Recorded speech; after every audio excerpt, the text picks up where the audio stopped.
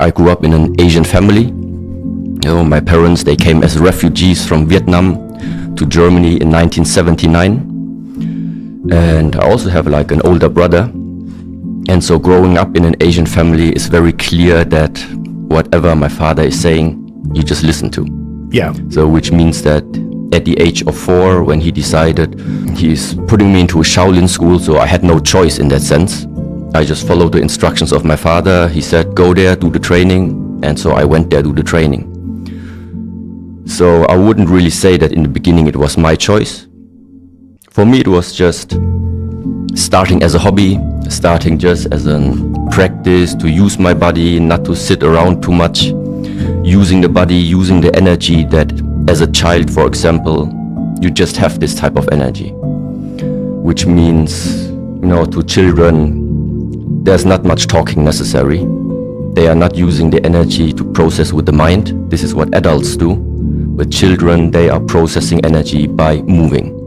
And so for me, growing up with this type of Shaolin practices, meaning Kung Fu, practicing Kung Fu, I just felt like it's good for me. On the one side, the body gets strong. And on the other side, I just felt that to some extent, it's a big contribution to the state of balance that at a later point in time became more and more important, what it means, or what is it that needs to actually be balanced out about yourself. What is the Shaolin approach to such young kids? Isn't it's anyhow constricting you from playing and doing what kids are doing? No, it really depends on how deep we are going to answer that type of question, yeah?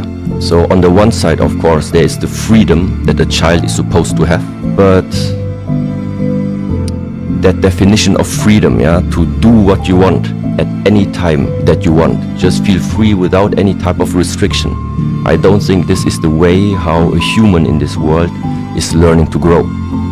So there is, for example, derived from the ancient teachings, a saying that there is no progress, there is no development without restriction. And this means, for example, sometimes you need to have somebody telling you what you are supposed to do. Even if you feel like sleeping until like 10, 11 o'clock, well, it's not good to do. It's wake up, do your disciplined structure, and then learn, first of all, to just do things which are not based on your own sense of comfort, let's call it like this.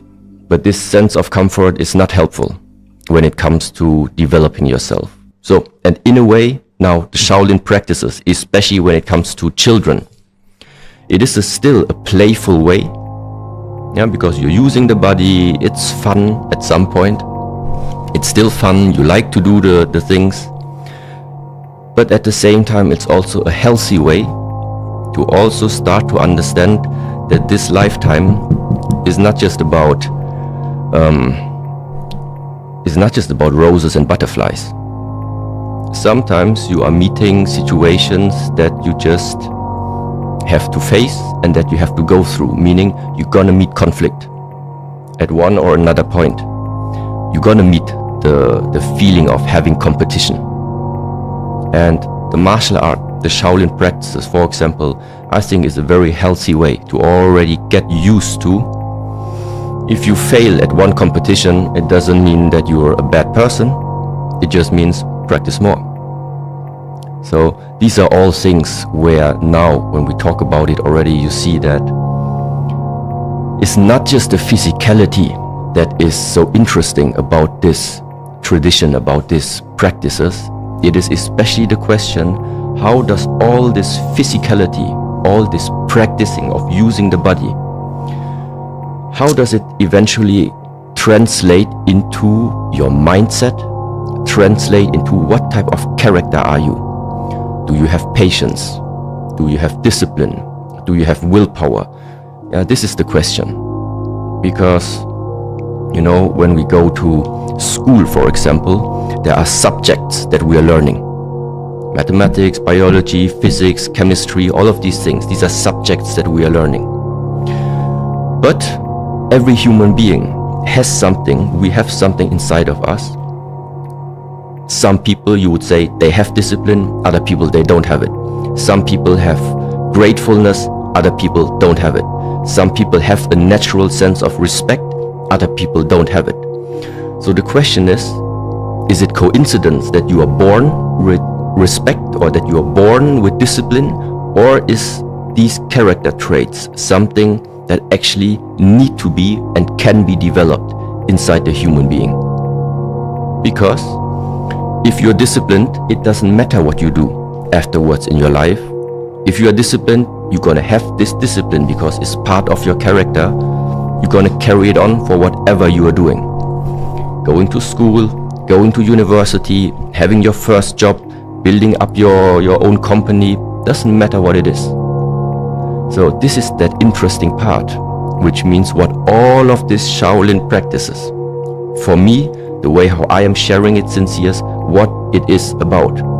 It is about figuring out what is the core of you as a human being that you can develop, and then afterwards, what you are doing with this core really doesn't matter. Some people make a professional life in sports, other people make a profession by being an entrepreneur, other people, they stay employed, other people build houses, other people build cars. It doesn't really matter. The thing is that along the way of creating something in this lifetime, there are some helpful human character traits or mindsets that I think they need development. So, and the question is now, okay, how to develop them? Can you still develop them when you're an adult and you realize you don't have discipline and you don't have these core characteristics you talked about? So, from my observation and also like sensing into myself, the more you're used or getting used to something, the more habits actually you yourself are starting to develop. So we humans are beings of habit. So the question is, if 20 years long you lived a type of life where there was not a lot of discipline involved, you can still develop it, of course, in the 21st years and onwards, but before that, we have to somehow balance out these 20 years of your habit of being undisciplined. So what it means is, the older you get, the more habits you already have, the more difficult it will become to change any of them. So this is why starting as early as possible is the easiest way to actually program yourself, condition yourself in the right direction of what type of habits, what type of thinking patterns you would like to develop in yourself. Yeah, but the other truth is also, it depends on the openness of the mind eventually. It depends everything on the openness of yourself. So if somebody is 50 years old, but he is still open to life. Open to life means you actually realize about yourself that you know nothing about this lifetime. You have 50 years of human life, yeah, but 50 years is 50 years, yeah. So it really depends on how open are you staying throughout your journey in this lifetime. If you always take care of staying open, there is no limit in terms of how much and how much more are you able to develop yourself. The more limited, the more restricted, the more closed you are, the more you think you are perfect, the less you're gonna change.